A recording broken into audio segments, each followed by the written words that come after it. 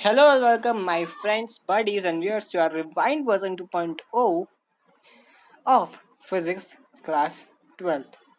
So, episode number 20 से हम start करेंगे chapter number 9, our next chapter that is ray optics and optical measurements. Optical instruments.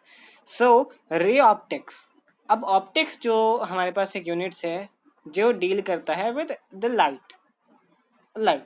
Light में भी यहाँ पर दो टाइप की लाइट्स हैं that is ray in the form of ray and in the form of wave क्योंकि light has a dual nature क्योंकि ऐसा पहले माना जाता था कि लाइट का एक ही नेचर है but by the different number of scientist that it has prove that light has a dual nature it has a wave nature and it also has a रे नेचर सो चैप्टर नंबर 9 में हम पढ़ेंगे ray optics और chapter number 10 में पढ़ेंगे wave optics दोनों का light का डुअल नेचर हम स्टडी करेंगे starting with the intro that light has detected light जो ऐसी चीज़ है जो ह्यूमन आई डिटेक्ट कर सकती है ठीक है और उसकी फ्रीक्वेंसी कितनी होनी चाहिए वो होनी चाहिए 400 to 750 nanometre if you write the frequency या जो वेवलेंथ जितनी वेवलेंथ को ह्यूमन आई डिटेक्ट कर सकती है that is equal to 400 to 750 nanometre इतनी तक की फ्रीक्वेंसी की या वेवलेंथ की लाइट जो है ह्यूमन आई डिटेक्ट कर सकती है अब यहाँ पर कुछ एक्सपेरिमेंट में ऐसा देखा गया कि लाइट का डुअल नेचर है मतलब लाइट कभी किसी एक्सपेरिमेंट में light as a wave behave कर रही थी जबकि कुछ अदर एक्सपेरिमेंट्स में लाइट एज अ वेव या light as a ray behave कर रही थी तो लाइट का हुआ डुअल नेचर तो ये पता लगाने वाले पहले साइंटिस्ट थे यंग्स ने क्या देखा कि light as a wave behave कर रही है तो उन्होंने कहा लाइट एक वेव है 1801 में उन्होंने ये कहा बट उसके बाद की जो थ्योरीज हुई अल्बर्ट आइंस्टाइन के टाइम की 1885 द नियर अबाउट 1885 में अल्बर्ट आइंस्टाइन ने ये कंसिडर किया कि लाइट एक स्ट्रक्चर ऑफ पार्टिकल्स है जो कि एक स्ट्रेट फॉरवर्ड ऑर्डर में अरेंज है और जो वो पार्टिकल्स हैं उन पार्टिकल्स के पास अपनी एनर्जी है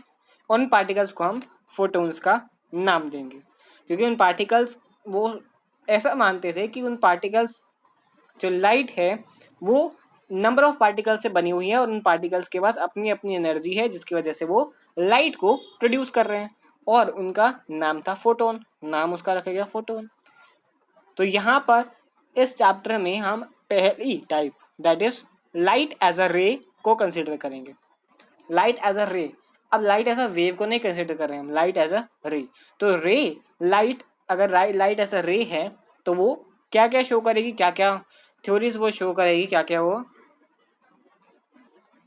फिनोमेना शो करेगी वो हम देख लेते हैं अगर लाइट एज अ रे है तो हमने क्लास 10th में भी कवर किया था कि लाइट अगर एज अ रे है तो वो रिफ्लेक्शन शो करेगी एज वेल एज रिफ्रैक्शन भी शो करेगी but light as a wave में भी रिफ्लेक्शन होता है रिफ्रैक्शन भी होता है वहाँ पर कुछ और फिनोमिना भी होते हैं जो लाइट एज अ वेव ही सिर्फ अगर हो तभी वो काम कर सकती है यहाँ पर सिर्फ दो फिनोमेना है रिफ्लेक्शन और रिफ्रैक्शन वहाँ पर वेव अगर लाइट बन जाती है then it has other phenomena to discover तो यहाँ पर पहला फिनोमिना है रिफ्लेक्शन रिफ्लेक्शन हमने ऑलरेडी क्लास 10 में अच्छी तरह कवर किया हुआ है जब रे ऑफ लाइट फॉल करती है किसी सरफेस पर और अगेन स्ट्राइक बैक करती है विद द सेम एंगल जिससे वो उस सरफेस पर स्ट्राइक हुई थी उसी स्ट्राइक बैक अगर होती है उसी एंगल से that is known as reflection जैसे कि यहाँ पर डायग्राम में भी दिया हुआ है the angle of incidence is equal to angle of reflection then it is known as reflection तो रिफ्लेक्शन के दो लॉज हैं that is incidence angle is equal to reflective angle and incidence ray reflective ray और जो normal है वो एक ही plane में होनी चाहिए यानी कि ये एक ही प्लेन में है यानी कि एक ही साइड पर है अलग अलग नहीं हो रही हैं अब बात करें स्फेरिकल मिरर्स की क्योंकि अब जो है वो मिरर्स भी आते हैं हमारे पास कभी कभी तो मिरर्स का जो टॉपिक है वो कुछ इस तरीके से है मिरर्स को हम दो तरीके में क्लासीफाई करते हैं that is concave mirror and convex mirror जो कि इजीली टू अंडरस्टैंड है। दो टाइप्स के अगर हमारे पास मिरर हैं, देन जो बाहर की शाइनी पॉलिशी है, यहाँ पर जो बाहर का हिस्सा है वो रिफ्लेक्टिव नहीं है, वो रिफ्लेक्टेड नहीं है, यानी कि वहाँ से कोई लाइट, रे ऑफ लाइट अगर ट्रैवल करती है तो उसकी कोई इमेज नहीं बनेगी। जबकि अंदर वाले हिस्से पर जो कि कर्व्ड हिस्सा है, वहाँ पर अगर इमेज बन रही है, that is known as concave mirror. Concave mirror अंदर की तरफ जा रही है तो कनकेव, यानी कि केव, केव भी अंदर की तरफ ही होती है, that is known as concave mirror. Small hint to determine. Convex में क्या होता है? कन्वेक्स में यहाँ जो अपवर्ड हिस्सा होता है इसका, ये वाला हिस्सा, ये रिफ्लेक्टेड होता है, यानी कि जो यहाँ रे आएगी वो डाइवर्ज हो जाएगी। Number one thing to know that जो भी यहाँ रे आएगी वो डाइवर्ज हो जाएगी। जबकि स्फेरिकल मिरर में अगर कनकेव मिरर हम लेते हैं तो वहाँ पर कन्वर्ज हो जाएगी, यानी कि यहाँ से ऐसे सारी रे पास हो जाएंगी। ये जो एक ही जगह से सारी रे पास हो जाएंगी। एंड अगर साइन कन्वेक्शन की बात करें, क्योंकि यहाँ पर साइन कन्वेक्शन की बहुत इंपॉर्टेंस होती है, तो हमारे पास एक कनकेव मिरर है जिसमें ये जो लाइन से वो पैरेलल आ रही हैं और यहाँ पर जाकर एक पॉइंट पर सारी लाइन मिल रही हैं। जहाँ पर सारी लाइनें आकर मिलती हैं that is known as focus point. और जो रेडियस है उस मिरर की that is known as radius of curve. जहाँ पर पोल का सबसे, जहाँ पर मिरर का सबसे बाहर वाला हिस्सा है that is known as pole, mid point भी कह सकते हैं। और उस मिड पॉइंट से, क्योंकि ये स्फेरिकल मिरर्स जो हैं वो काट कर एक मिरर को बनाए जाते हैं, तो जहाँ से वो गोल मिरर कटा है, जहाँ से वो गोल मिरर कटा है दैट इज नोन एज, वहाँ से उसकी radius to the pole that is known as radius of curvature. और उस पॉइंट को हम कहते हैं सेंटर ऑफ कर्वेचर, क्योंकि उस कर्व का वो सेंटर है। ठीक है, अब बात करते हैं फोकस पॉइंट की, हो गई। अब यहाँ से फोकस से और पोल का distance that is focal length, that is focal length.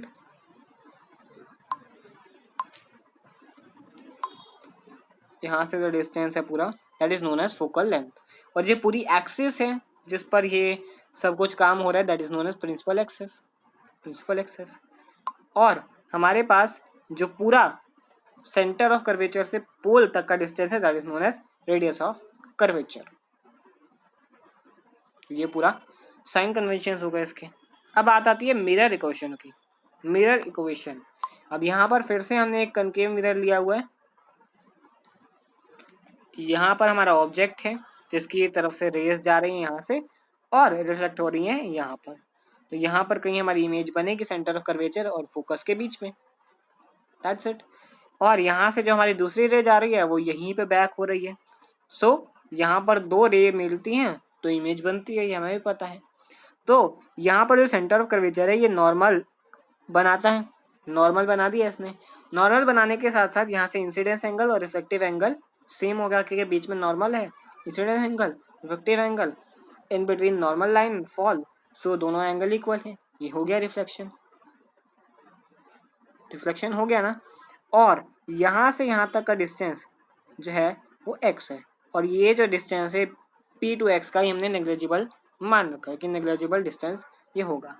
अब जो हमारे पास v है वो इमेज डिस्टेंस है, जहाँ से इमेज बनी है पोल से इमेज तक का distance that is v।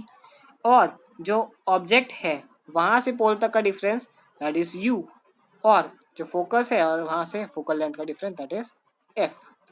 As well as जब हम बात करते हैं फोकल लेंथ की, तो radius of curvature focal length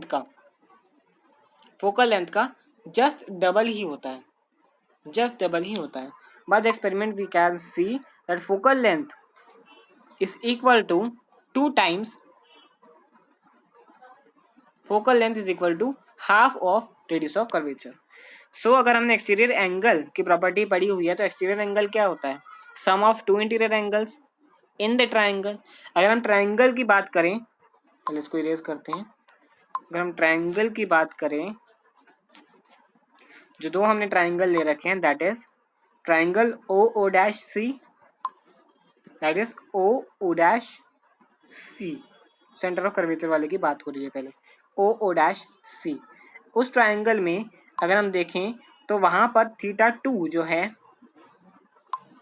जो थीटा 2 यहाँ बना हुआ है वो क्या है, वो क्या है थीटा 2 प्लस थीटा 1 या थीटा, ये जो थीटा यहाँ पर है जो दो नॉर्मल लाइन को आपस में काट रहा है, इसको हम अगेन फिर से बना लेते हैं क्योंकि यहाँ पर थोड़ा सा मैसी हो गया है काम।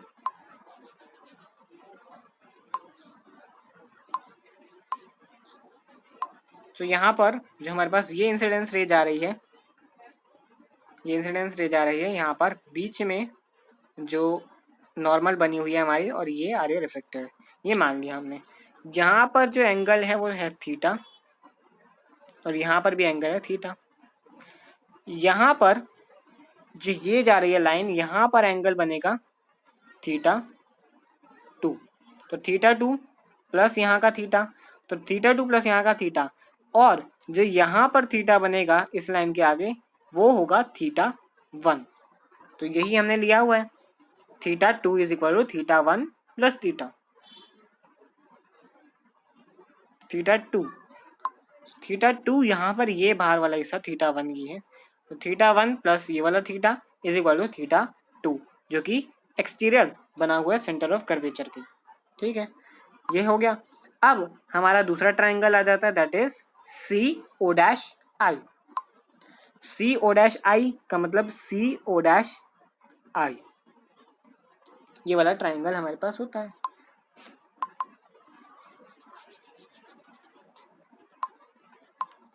सी ओ डैश और आई, तो यहाँ पर एक्सटीरियर एंगल बनता है हमारा थीटा 3, ये जो थीटा 3 है हमारे पास, ये एक्सटीरियर एंगल बनता है, वही थीटा अंदर है, और यहाँ पर थीटा 2 प्लस थीटा 1 हो जाएगा।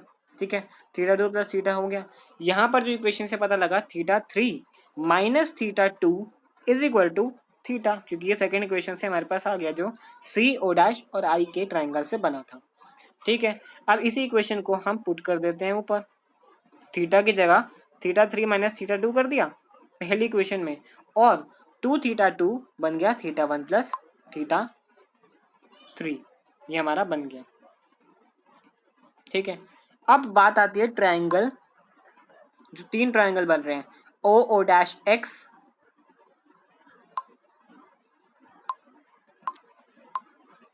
ओ ओ डैश एक्स, ओ ओ डैश और एक्स, ये पहला ट्राइंगल है हमारे पास। ये ओ ओ डैश एक्स, ये ट्राइंगल बन रहा है हमारे पास।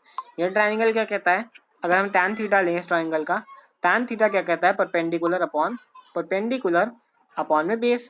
परपेंडिकुलर क्या है हमारा ओ डैश एक्स, और जो हमारा बेस है that is image distance, object distance, that is u। So O dash X upon u, यही लिखा है O dash X upon u। अब triangle C O dash X ले लें हम, जो कि हमारा स्मॉल ट्राइंगल है, that is C O dash X, ये ट्राइंगल। यहाँ पर भी अगर हम लेते हैं तो ये फिर से अगेन tan थीटा में परपेंडिकुलर अपॉन बेस, और this time base is the radius of curvature that is r। ठीक है, अगेन जो तीसरा हम लेंगे that is this triangle I O dash X, I O dash X, यहाँ पर फिर से अगेन ओ डैश एक्स आएगा, और अगेन ये डिस्टेंस आएगा that is known as image distance, और सिंपली v।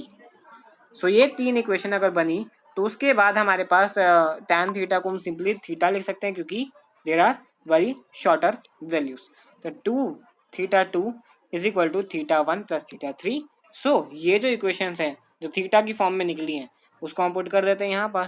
तो 2 times the O dash X by R, that is tan theta 1। tan theta 2 में, tan थीटा 1 में हम लिखते हैं O dash X upon U, plus tan theta 3 में हम लिखते हैं O dash X upon V. और हमें एक रिलेशन पता है, अभी हमने जस्ट किया, that r is equal to 2f, r is equal to 2f। So R की जगह अगर हम 2f पुट कर दें तो 2 से 2 कैंसिल हो जाएगा and then this gives a mirror equation 1/f is equal to 1/u plus 1/v। तो अगर हमारे पास फोकल लेंथ गिवन है, हमारे पास, तो हम इमेज डिस्टेंस ऑब्जेक्ट डिस्टेंस दोनों को निकाल पाएंगे, इमेज डिस्टेंस और ऑब्जेक्ट डिस्टेंस दोनों को निकाल पाएंगे। ठीक है, इन तीनों में से अगर एक भी नहीं गिवन है तो दोनों की मदद से हम बाकी दोनों निकाल सकते हैं। बात आती है मैग्निफिकेशन की। अगर हम बातचीत करें simple magnification that increase the height of increase और decrease in the height of image, image की हाइट को बढ़ाना या इमेज की हाइट को घटाना, that is known as magnification. Magnification positive तब होगी जब हाइट डिक्रीज होगी और मैग्निफिकेशन डिक्रीज जब होगी तब वो नेगेटिव साइन के साथ होगी। बात अगर करें मैग्निफिकेशन की, तो simple formula that is image height by object height simply, और यहाँ पर जो इमेज है वहाँ पर फोकस से आगे इमेज रखी हुई है तो एक जो इसकी रे जाती है वो यहाँ पर जाएगी देन रिफ्लेक्टेड टू दिस, ठीक है, और दूसरी जो रे जाती है वो पैरेलल है प्रिंसिपल एक्सिस से इसलिए वो फोकस से पास होगी। अगर दोनों को अगर हम आगे ले जाएं तो ये आगे जाकर मिलेंगी नहीं क्योंकि ये दूर दूर जा रही हैं दोनों से, बट इसको अगर हम बैक एंड फोर्थ करें तो हमारी इमेज, तो हमारी ये दोनों रे मिलती है, तो यानी कि इमेज जो है वो इमेजिनरी बनेगी, रियल इमेज नहीं बनेगी, वर्चुअल इमेज बनेगी, और वर्चुअल इमेज की हाइट जो रियल इमेज से ज़्यादा होगी। ठीक है, तो इंक्रीज इन द मैग्निफिकेशन, तो इंक्रीज इन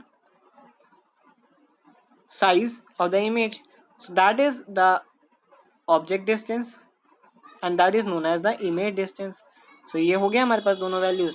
सो अब ट्राइंगल ए बी पी अगर हम लेते हैं, ट्राइंगल ए बी पी, तो वहां पर ए बी अपॉन यू आता है, A B image height object height, A B object height upon में बी पी क्या है, बी पी है simply the object distance to the pole, pole से ऑब्जेक्ट का डिस्टेंस। अब triangle A dash B dash P लेते हैं, again वही, तो वहां पर A dash B dash upon v that is A dash B dash image height और B dash P that is image distance, दोनों को अगर हमने अपॉन में रख दिया तो A dash B dash upon A B is equal to B by H, और ए डैश बी डैश को एच डैश लिख सकते हैं, ए बी को हम एच लिख सकते हैं, H dash upon H is equal to B upon U and that is known as M is equal to V by U. In magnitude magnification यही है simply, M is equal to V upon U that is image height upon में object height. तो in general magnification हमारे लिए यही है, in general हमारे लिए मैग्निफिकेशन यही है। इसके बाद का जो टॉपिक आता है हमारे पास दैट इज रिफ्लेक्शन। लाइट का सबसे main phenomena that is reflection. तो जो हमने लाइट का फिनोमिना पहले देखा रिफ्लेक्शन, वहां पर जो रे ऑफ लाइट है वो बैक एंड फोर्थ होती है, इनकी स्ट्राइक बैक होती है। यहाँ पर स्ट्राइक बैक नहीं होती, यहाँ पर मीडियम के चेंज से लाइट की डायरेक्शन में चेंज आता है। When a beam of light travels from one medium to another, a part of it reflected back। ये जो टॉपिक है रिफ्लेक्टेड बैक, ये क्लास 10 में नहीं आया था, ये हमें क्लास 10 में नहीं कराया गया था कि अ पार्ट ऑफ लाइट जो है वो रिफ्लेक्ट बैक होती है। हमें सिर्फ यही कराया गया था कि रिफ्लेक्शन में वन मीडियम टू अनदर होता है and when the light goes from one medium to another there is a partial direction difference between the actual line and the reflected line of the light। but in class 12th हमें इसकी detail study चाहिए, इसी वजह से हम इसको और deeply study करेंगे। यहाँ पर जो है एक पार्ट लाइट का वो रिफ्लेक्ट बैक होता है, यानी कि रिफ्लेक्शन उसका होता है, और जब उस रिफ्लेक्शन को पार कर जाता है देन वो मीडियम के अंदर रे ऑफ लाइट ट्रैवल करती है। यानी कि अगर ray of light from a rare medium to denser medium जा रही है देन उसका कुछ पार्ट रिफ्लेक्ट होगा and then the remaining part जो कि सेकेंड मीडियम में जाएगा, रेयरर मीडियम से डेंसर मीडियम में जाएगा। सो ये फिनोमेना है। अब जो रिफ्लेक्टेड बैक है उसको हम कहेंगे इंटरनल रिफ्लेक्शन। इंटरनल रिफ्लेक्शन उसको हम डिटेल स्टडी नेक्स्ट वीडियो में करेंगे, जिसमें हम और टॉपिक्स भी कुछ लाएंगे कि लाइट में रिफ्लेक्शन और रिफ्रैक्शन साथ में होते हैं, साथ में होते हैं। ये हमने फिनोमेना यहाँ से देखा। सो कुछ चली जाती है, कुछ रिफ्लेक्ट हो जाती है, और जो कुछ बची हुई है वो फर्स्ट मीडियम से सेकंड मीडियम में ट्रैवल कर जाती है, और ट्रैवल करने के साथ साथ उसकी डायरेक्शन में चेंज आता है, और उस डायरेक्शन के चेंज को हम कहते हैं रिफ्रैक्शन ऑफ लाइट। जैसे कि यहाँ पर हमने देखा कि जो इंसिडेंट रे है वो जा रही है। अब इंसिडेंट रे जब दूसरे मीडियम में एंटर करेगी उसको जाना चाहिए था इस तरफ, ऐसे जब जा रही थी तो उसको जाना चाहिए था इस तरफ, बट वो नॉर्मल की तरफ झुक गई और ऐसे चली गई। अब अगर ऐसे चली गई तो उसके आगे जब वो उस मीडियम से बाहर जाएगी देन अगेन नॉर्मल लाइन पड़ेगी। अब उसको जाना चाहिए था ऐसे जैसे जा रही थी, बट वो अगेन डेंसर मीडियम से रेयर मीडियम में अगर जा रही है तो फिर वो नॉर्मल से डिफ्लेक्ट हो जाएगी, दूर चली जाएगी, और एक अलग रास्ता, एक अलग डायरेक्शन में मूव कर जाएगी। So that is known as simply refraction. तो ये फिनोमेना है। इसके भी यहाँ पर दो लॉज हैं, that incident ray, reflected ray और नॉर्मल एक प्लेन में होने चाहिए, और जो रेशियो है angle of incidence to the sine angle वो भी मतलब साइन के टर्म्स में होना चाहिए। इंसिडेंस टू रिफ्रैक्शन वो साइन के टर्म्स में होना चाहिए, और अगर साइन के टर्म्स में ये रिफ्रैक्शन है, refraction upon refraction, that is known as refractive index. दोनों के रिफ्रैक्शन को अगर हम कंपेयर कर रहे हैं that is known as refractive index. और ये sine I by sine R कहाँ से आया था? ये एक्सपेरिमेंट किया गया था बाय स्नेल्स, और वो स्नेल्स लॉ की उससे जाना जाने लगा, that is Snell's law of refraction. That's a constant term, क्योंकि हम रिफ्रैक्टिव इंडेक्स एक पर्टिकुलर मीडियम के लिए कांस्टेंट होता है, ठीक है, एक पर्टिकुलर मीडियम के लिए रिफ्रैक्टिव इंडेक्स कांस्टेंट है, इसकी वैल्यूज हमें बुक में भी दी गई है।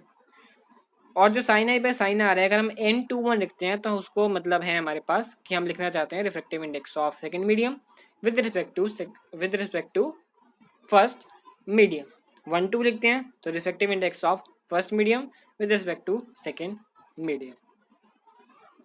सो that's all for this video. क्योंकि ये रे ऑप्टिक्स की जस्ट एन इंट्रो वीडियो थी, रे ऑप्टिक्स अभी भी काफ़ी चीज़ें बताना बाकी है, क्योंकि वहाँ पर अभी डबल लेंस आना जरूरी है, क्योंकि ये अभी मिरर की बात चल रही है, अभी लेंस आना जरूरी है। लेंस में और रिफ्लेक्शन करेंगे, रिफ्लेक्शन करेंगे, और लेंस में हमारी लाइट कैसे ट्रैवल होती है उसके बारे में कुछ डिटेल स्टडी करने वाले हैं नेक्स्ट वीडियो में।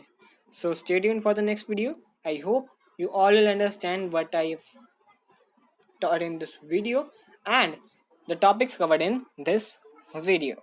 So stay tuned for next video. I hope we will meet soon. Bye bye.